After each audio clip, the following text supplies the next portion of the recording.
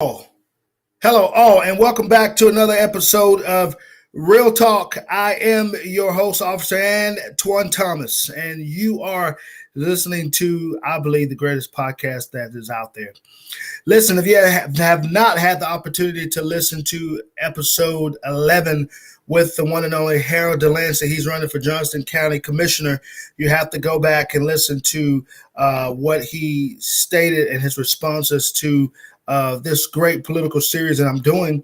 A great man who I called, I believe I coined him as a consistent public servant. He stated he wanted to be called and better known as a public servant and not a politician. So I have another great guest on who's also running for Johnston County Commissioner. We have some great people in the race, and I'm excited. It wrapped up today with our early voting primaries Saturday, so we're excited about that. But I want to say to you that everybody who's running again, great people and Godspeed. But I want to introduce my newest guest to the show. His name is Bill Stovall. Again, he's running for County Commissioner of Johnston County, District 6. Mr. Bill, how are you doing today, my friend? Doing fine, Mr. Thomas. I'm glad to be here on your show.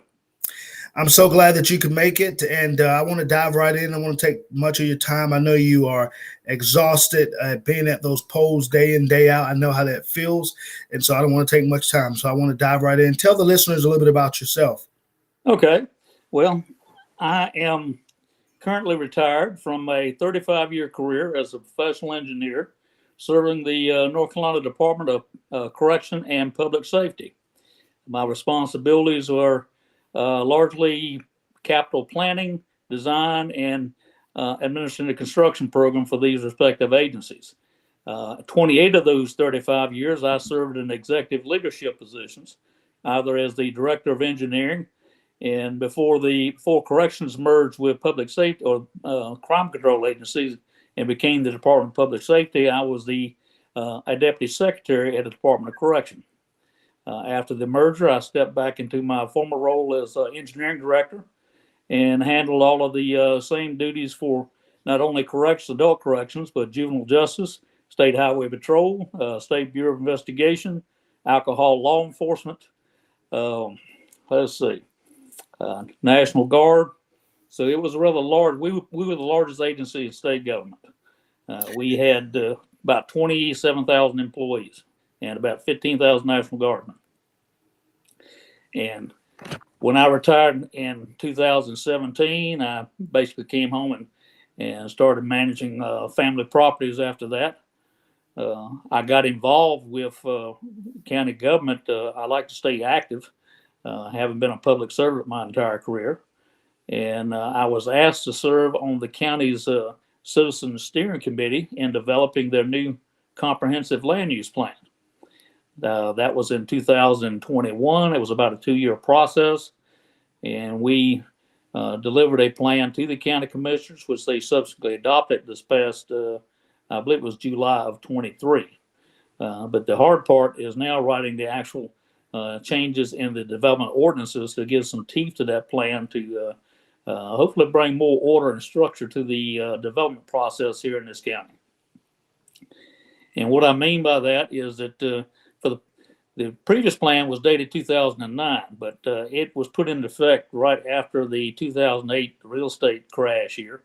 Mm-hmm. And I think a lot of the commissions at the time felt like, well, we need development to build our tax base. Well, unfortunately, for the period that ensued, which is nearly 15 years, we've had predominantly residential construction. We have not had balance in our growth here in the county.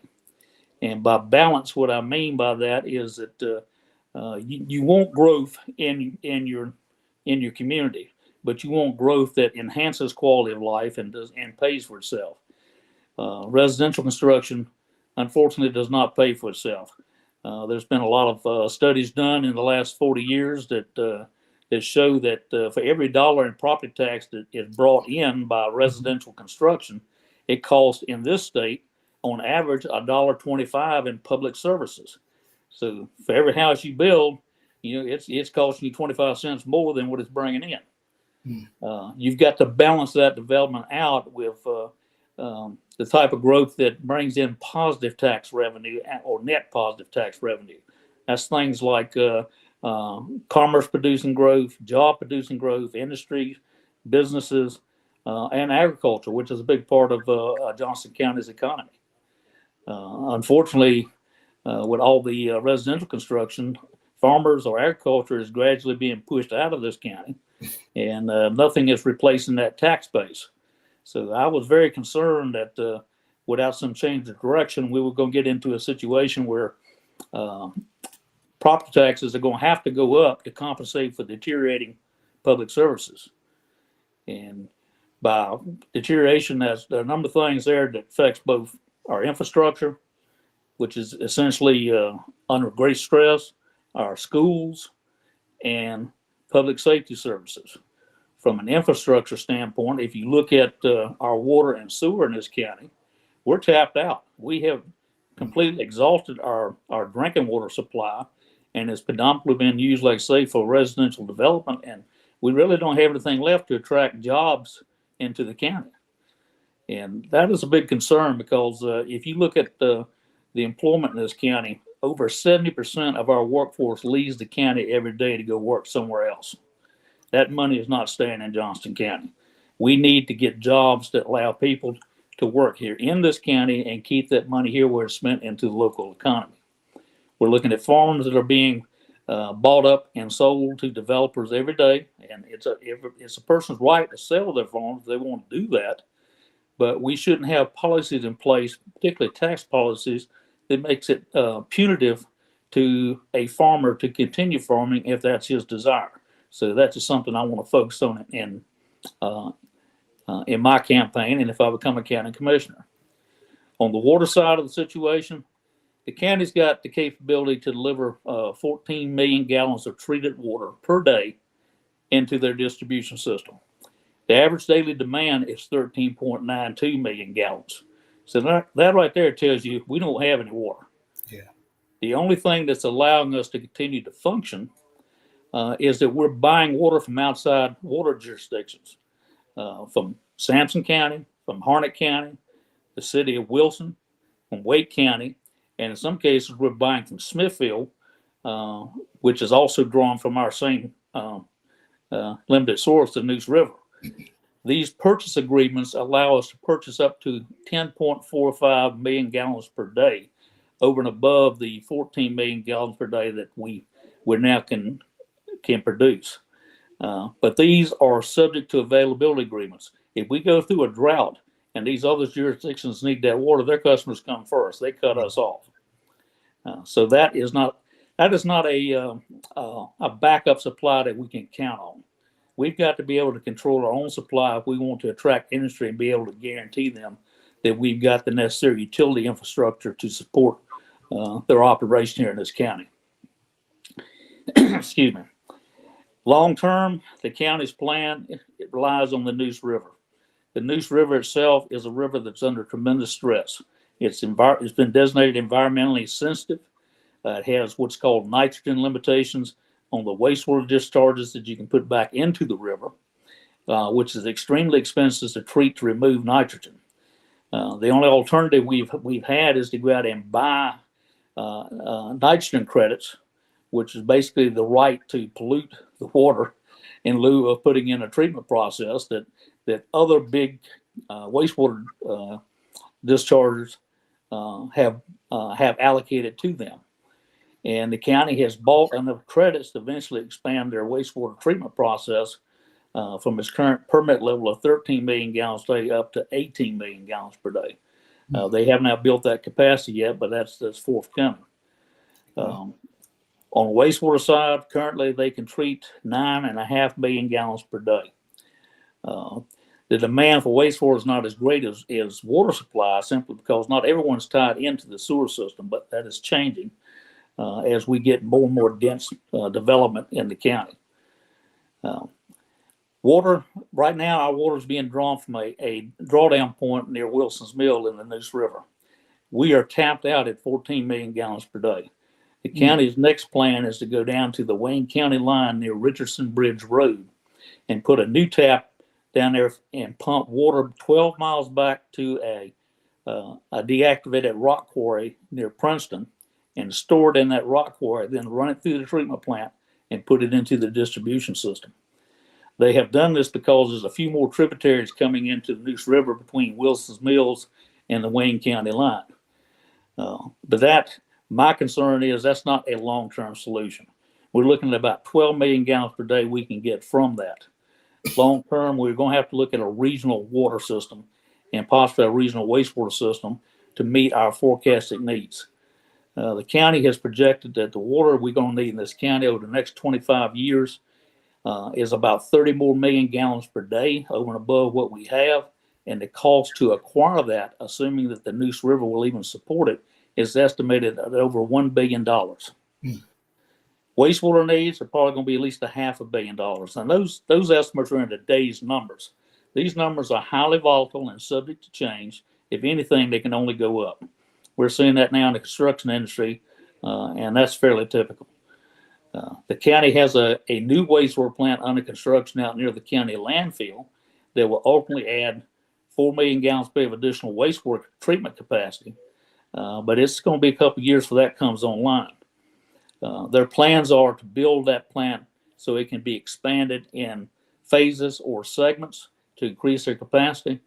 But they're eventually going to have to replace the wastewater plant they have now that's next to the Neuse River off 301 South, where the 9.5 million gallon capacity presently lies, because that plant essentially was submerged underwater during Hurricane Matthew in 2016.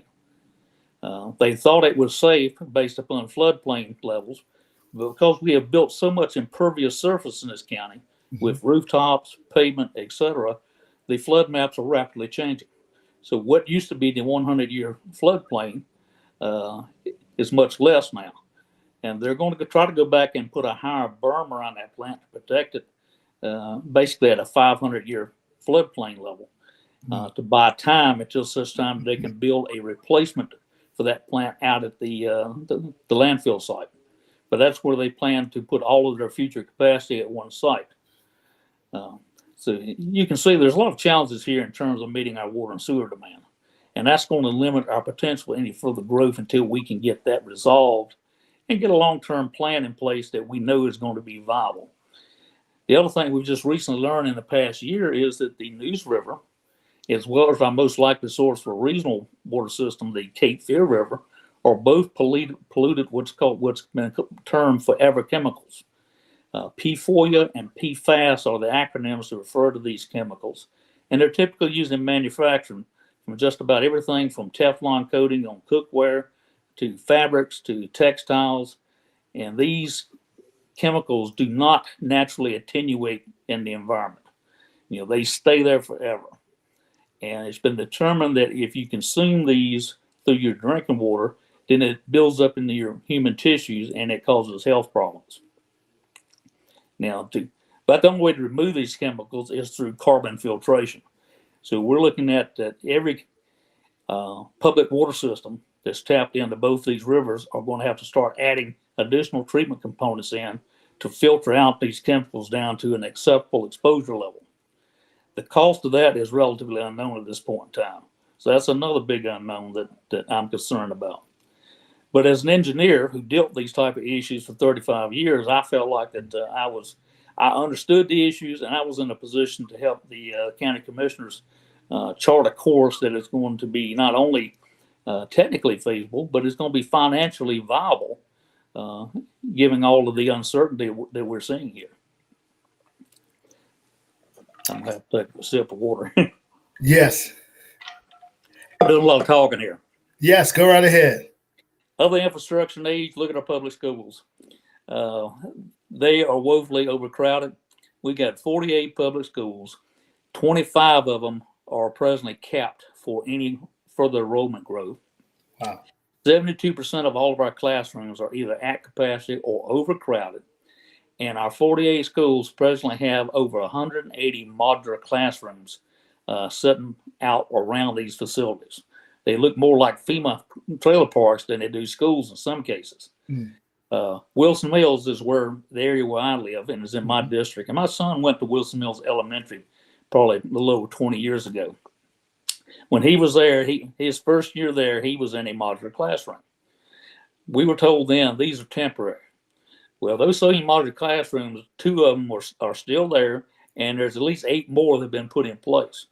And if you look at all of our schools now, particularly the elementary and middle schools, they've all got modular classrooms, 180. These are very expensive to maintain. They're being rented. They're costly to rent. And these modulars do not even have restrooms in them. If a child has to use the restroom, then they have to be escorted out of that building, outside, into the weather, and then badged into the schools because of the security protocols that are now in place to try to protect these kids, to let them in to go to the restroom, then escorted back to the classroom. In the meantime, you've got to have a staff member that remains in that classroom. So the operational cost in terms of staffing is exorbitant. This is not conducive to a good learning environment, nor is it conducive to attracting and retaining good teachers in our system. That's a serious problem.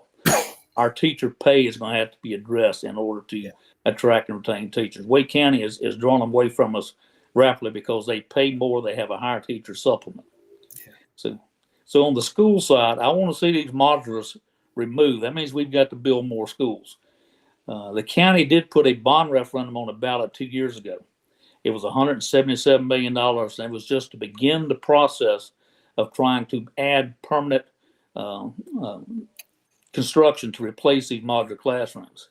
At that time, we were immediately behind 7 schools, and that's what they're trying to catch up on right now. There's another bond referendum being considered by the county commissioners, I understand, for this fall's ballot. I don't know the dollar value, but we're looking at a lot of construction. When you look at just elementary schools, probably run 30 million plus. Then high schools are much larger. That's going to be a lot of money for these schools. But these modular units, as I mentioned, they're not a conducive learning environment as you would have a brick and mortar classroom. They're not safe when you have severe weather. They're something you have to evacuate into the permanent structure. They're not safe from the standpoint, do you have an outside threat to your school? Not as safe as a brick and mortar construction that's more resistant if you, God forbid, we have an active shooter situation. Yeah. So that is going to be a top priority for me as a county commissioner. Highways, our roads, not only are our schools overcrowded and our water and sewer infrastructure is tapped out, but our highways have become unsafe because of the traffic. If you look at our primary feeders, they have heavy traffic on them all day long. And at rush hour, there's quite often backups on those. Well, people are diverging off onto the secondary roads, which are the community roads, and have made them basically unsafe because they're not designed for this higher capacity. So I'm of the point of view, going through this study process on the land use plan, that we've got to slow our growth down, allow our infrastructure to catch up, and then going forward, we've got to moderate our growth so it does not exceed our ability to provide the necessary public services and resources to support it. And that means we also got to focus on balanced growth that's going to get us the type of growth that builds a reserve of cash revenue as opposed to depleting like residential does. We need a mix of everything. And the last item on my platform is public safety. It's not the least by any stretch of imagination. Yeah. We just recently built a new jail facility, which is state of the art, and that's something I'm quite familiar with because I've built just about every prison in this state for the last 30 years. We've got a new 911 center out, the communication center, and public safety center out on 70 Business East, just outside of town here. Those are the beginning of trying to address this backlog. The other thing that we have seen is the fire and emergency medical response has been stretched also to the point that they can't respond in a reasonable period of time in some areas because of traffic congestion. Yeah. So they're having to build more and more stations and distribute out their resources so that they can get closer to the customers that they serve. But every station they build costs money. You've got the staff. A lot of these, we've got 23 fire districts, as I recall. A lot of these are volunteer districts, and quite frankly, the age of volunteerism is rapidly declining. Yes. The volunteer firemen are generally people who work nearby. They can leave their job and go respond when the call came out. But when over 70% of your workforce is leaving the county every day, the ability to volunteer is greatly diminished. A lot of these were agricultural people too, and like I say, the farms are going away because of the pressure from development. So we are moving toward where first responder costs is going up. And the county commissioners had sent out a public notification just last week about changes to the fire tax districts. I know that's got a lot of people stirred up, but it really wasn't explained, and they're going to be coming back with additional information. But this is a good thing for the county. People think, well, the county's taking over my fire department. It won't be the same. There'll be no changes physically at these fire stations. They'll still be the same names that they were, same people, but they will be better equipped and resourced because the county is going to start collecting the tax centrally and have a unified tax rate across all of these 23 fire districts. Right now, each district sets its own taxation level. And if you're fortunate enough to be in a district that has a Novo Nordisk or Griffles in it, you're going to have a lot of money coming into your station. Oh, yeah. But if you're out here at, say, Strickland's Crossroads or Black Creek facilities where you don't have a large tax base, then you may have struggled to be able to fund just your basic resource needs to be responsive. So what they're trying to do with this is the county is going to set a unified taxation level that will be collected centrally by the county, and then it will be distributed out to these fire stations such that they will be able to properly equip, train, and resource themselves to be responsive to their service base. And I think that's the message that's got to get out to the taxpayers. So everybody got that notice now is to say, oh, God, they're going to take over my fire department and I'm going to lose coverage, but that's not the case. It's going to start out at a base level where every fire department is going to get what is deemed by a funding matrix is to be the minimum funding level they need, and then it'll go up from there based upon what additional capabilities that they do need, what equipment they need. If they have specialized training like water rescue, they will be funded accordingly for that. And it'll be done by tangible metrics that says you've got to do certain things in order to achieve this level of funding. So it incentivizes these individual departments to improve their professionalism, which I think is very important. And it's also going to allow them to be more competitive in recruiting firemen to come in. Yeah. They're going to start adding first responder and medical capability at more locations, because the fire department is typically the first one on the scene where you've got injuries and an accident. And they're there usually before EMS, which is also struggling to staff their positions. So they will be able to have some level of life-saving expertise where they can get on the site and stabilize people before EMS can get there and take over with the more advanced training and equipment and transport to a medical facility. So I think that is a real plus here in this case. Yes. I'm concerned about competitive pay in law enforcement, fire protection, and EMS in general, and for teachers. Yeah. You know, we're looking at something here that is not only a local problem, it's a statewide and a nationwide problem.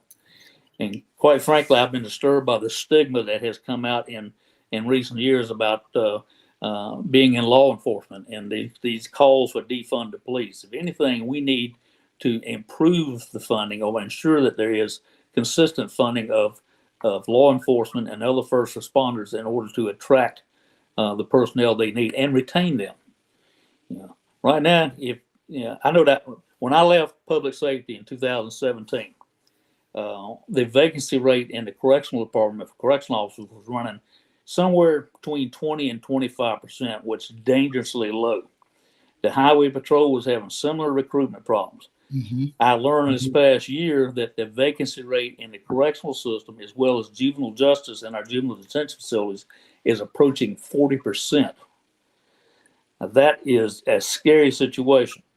The highway patrol is losing somewhere between 12 and 15 people a month through attrition. They're going to other jobs, they're retiring, and they've got a number of vacancies they said we just can't fill because these people are getting more competitive pay without having to go as far to work for the highway patrol.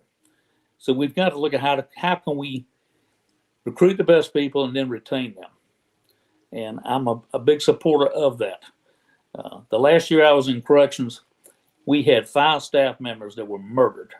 And the only reason that happened is because we did not have adequate custody staff to control the population in these prisons. And we hadn't had a person killed in the correction system since 1972.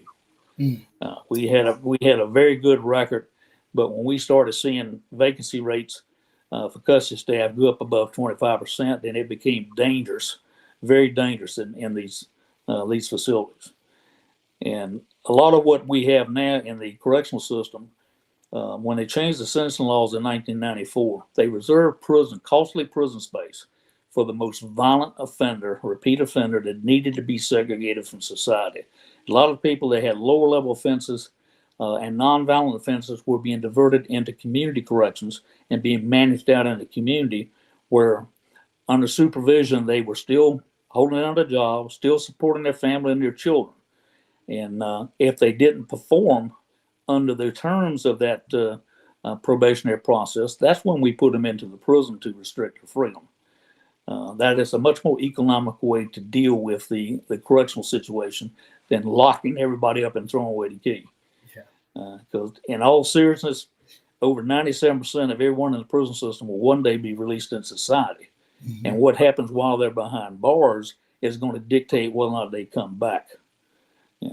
One of my chief responsibilities as the engineering director was apprenticeship job training programs. I was responsible for the largest construction program by inmates in the correctional system in the country. We had over 600 inmates who were actually involved in building up to $30 million facilities. And they were going through a rigorous apprenticeship program. It's the same program used by the Associated General Contractors here in the state. And it was completely portable. They didn't finish and get their journey level certification while they were incarcerated. It was directly transferable out to the private sector. And the general contractors didn't view us as competition because they said, quite frankly, we can't find skilled trades. When you look at a situation where the average age of a mason or plumber is in the late 40s or 50s, it tells you that there is an extreme shortage. And it's mostly being filled by Hispanic labor from south of the border. That it's a necessity. But yeah, that's a lot of people coming over the border that we don't know who they are or what their intentions are. But I'm going down a path that is really not within the realm of what a county commissioner can control. But we've got to do more to shore up these particular areas: public safety, public schools, and infrastructure. And I'm looking to try to pause the development process, at least temporarily, so we can let the infrastructure keep up, then move forward on a path that allows development and ability to serve it to move concurrently, rather than the deep hole that we're now in. That's essentially the basis of my platform. I think that during the community involvement process for this land use plan, we had multiple public engagement sessions. Says, here's where we stand, here's where we're going with what we think development should look like in this county, and we surveyed the public's view of what had occurred over the last decade or decade and a half. And the response back from the citizens was 72% unfavorable about the quantity, quality, and rate of development, particularly residential development, that had been occurring, simply because it was deteriorating public services and it was compromising quality of life for our citizens. So the public genuinely want some change here, and they want to see something done. And that's what I'm all about. Well, your platform, first of all, you hit all of the areas, and I have enjoyed listening to you. I've learned so much, and I know that the guests and the viewers will do the same, specifically Johnston County residents. I believe with all my heart listening to you and already knowing your background and your knowledge, and you have an awesome son who I'm friends with, the one and only Stovall Jr., I call him. He is very well knowledgeable in his own right. So I see where he get that knowledge from, his father himself. And I'm sure mom has a lot to do with it too. Absolutely. Great man.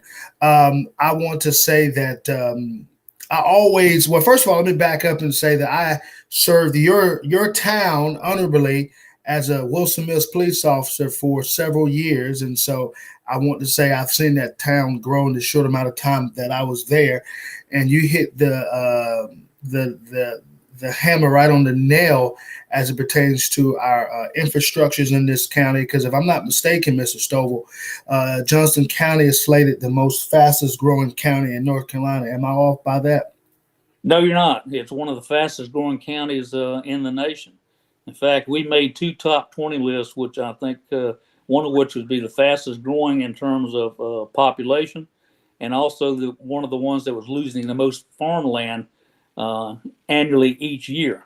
And the second statistic I think is really hurting our county because it's taken away that agriculture brings in, just in crop sales alone, on average $200 million a year. That doesn't even count the businesses that support agriculture.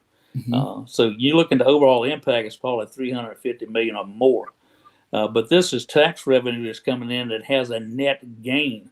It only takes pennies on the dollar in terms of the property tax it brings in to support it. They don't need law enforcement protection per se. They don't need schools for that. Same goes for industry. And we've got to have more of that in order to keep our tax structure stable and something that's going to support our infrastructure long term. Otherwise, we're looking at it's going to hit eventually. You know, when all these houses initially brought in a nice influx of money because of the increase of appraised tax base, but just as soon as the services start declining and the infrastructure starts needing maintenance and expansion, whatever money we've built up in our reserves is going to be quickly depleted. Wow. That's so amazing. And my takeaways from your conversation, first of all, you are a man who knows his history of Johnston County. Definitely the statistics as it equates our growth and our management of fiscal, financial responsibilities, infrastructure responsibilities. And that is very important for the residents and the citizens of Johnston County to understand. And you broke that down to where a dummy could understand it. Very important. Again, I gained a lot from this conversation. I know that many listeners who have not cast their vote yet will be able to make a fine decision in choosing you as their next commissioner in District 6. You talked about the infrastructure. You talked about the public safety. You talked about education, which is the two main components that is driving our nation: bad education and bad public safety. And I can attest and corroborate your story as it pertains to both the education as well. I was once a Wake County Sheriff's deputy for years under one of the greatest sheriffs that I know in the country, Sheriff Donnie Harrison. And I can tell you that I had an opportunity to work in the schools, and I saw it firsthand on what you're talking about. But then looking at it from the law enforcement side, we are rapidly decreasing our attrition rate, as you know that, because people are leaving this profession very quickly, either, like you stated, from retirement to fed up with the politics. Talked to many folks who believe that, and they left this wonderful profession. And so I like what you're saying, and I like what you're going to do. And we need some accountability in our commission. And a takeaway that I gather from you, Mr. Stovall, is that you're not against growth, but you want to slow down the process to allow us to be able to catch up with our water, which is a big issue, our sewer. And so I really champion that. And I hope that the listeners will gather from that we're not saying stop growth completely. No, I'm not against growth, but I am for the type of growth that is that ensures quality of life for all residents, not just new ones coming in, but the people who are already here. And if our services are deteriorating with no plan ultimately that's going to allow them to be fixed, then quality of life is going to go down for everyone. And I want all citizens to enjoy their life here in Johnston County. I love it. Very important. What I've been doing lately, I've been coining a phrase for each candidate that will be befitting to their campaign and personality. And the one that I have come to like, which is what I'm about to tell you right now, is just this: he is more than qualified to lead to lead Johnston County's commission. And I believe with all your knowledge, your expertise, your studying, you are the perfect man to sit in District 6 to be a voice for us as it pertains to all these measures that are coming forth. And we know that you will make the right decisions, and you will say, like I told Mr. Harold Delancey, you will say yes to things that will better this county and make it greater, and you'll say no to things that are going to hurt this county. And by that, I am definitely proud to have you on the show. You have, again, been more than delighting, and I do want to give you space as we wrap up to have some last-minute words where people can find you. March the 5th is our final voting day. If you can tell the listeners what time, if you can recall what time those polls were open on this coming Tuesday, and if you're familiar with what time they're closed, and for all the ones that have not cast your vote, go out and vote for Mr. Bill Stovall. You heard it first, and I know you will have not made a bad decision. Mr. Stovall. I appreciate that, Mr. Thomas. And the polls opened at 6:30 a.m. on Tuesday, March the 5th, and they close at 7:30 p.m. There's 36 polling sites, and voters need to be aware they've got to bring a picture ID in order to vote this time.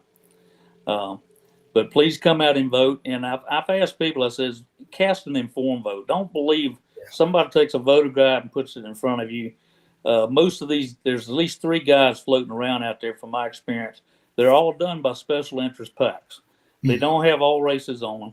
So there's some good candidates on there, and there's some not so good candidates on there. Do your own research and make an informed decision when you go in there. And if you can't make an informed decision, that might be a race you need to skip over and wait the next time. But we need to elect good people across the board and competent people.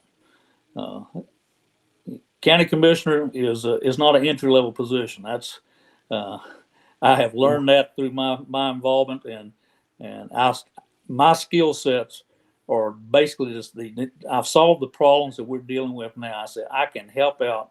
I've been a public servant my entire life. If I've got the necessary skills, I want to step up and make them available. I have properly financed I personally financed my campaign. I took money from no one. I don't want even the hint of a conflict of interest. Yes. At this stage in my life, my career, I have no special interest to represent other than the citizens in this county. That's very important to hear. You funded your own campaign, no special interest, what we're seeing around this country as it pertains to politics. I was just reading something today from a reliable news source that I follow, Blaze Media, which you're very familiar with. Oh, yeah. And they were talking about Senator Mendez in New Jersey, all these kickbacks that he's received. The latest one was his wife receiving a Mercedes-Benz to, in return, kick back some favors. And so that's very important to voters these days too. You hear it a lot. I hear it a lot. People say, why should I vote? My vote don't matter. Or the politicians are going to do whatever they want to do.